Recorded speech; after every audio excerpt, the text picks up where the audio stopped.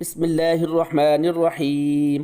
حضرت ابو سعید رضی اللہ تعالی عنہ سے روایت ہے کہ رسول اکرم صلی اللہ علیہ وآلہ وسلم نے فرمایا، لوگو لذتوں کو ختم کرنے والی موت کو یاد کیا کرو۔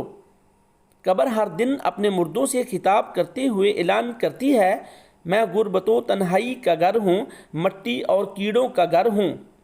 جب مومن کو دفن کیا جاتا ہے تو قبر اس کو مرحبا کہتی ہوئی خوشخبری سناتی ہے کہ میری پشت پر چلنے والوں میں تو بڑا محبوب تھا، آج میں تیری ہو گئی اور تو میری طرف آ گیا، تو اب میرے احسان کو بس دیکھ لے گا۔ یہ کہہ کر قبر تا حد نگاہ کشادہ ہو جاتی ہے اور جنت کا دروازہ کھلا نظر آتا ہے۔ حضرت ابو حجاج شمالی رضی اللہ تعالی عنہ سے روایت ہے کہ رسول اکرم صلی اللہ علیہ وآلہ وسلم نے فرمایا، مردہ جب قبر میں رکھا جاتا ہے تو قبر اس سے کہتی ہے، اے ابن آدم تو ہلاک ہوا، تجھے کس چیز نے مجھ سے دھوکے میں رکھا؟ کیا تجھے معلوم نہ تھا کہ میں فتنہ و تاریخی اور کیڑوں مکوڑوں کا گھر ہوں؟ تجھے کس چیز نے مجھ سے بہکا کر نڈر کر دیا تھا اور تو میری پشت پر خوب اکڑ کر چلتا تھا؟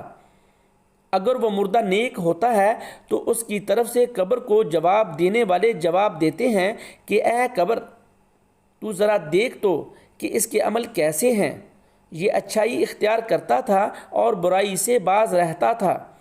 یہ سن کر قبر کہتی ہے، بے شک یہ نیک تھا، اب میں اس کے لیے سرسبز ہوئی جاتی ہوں۔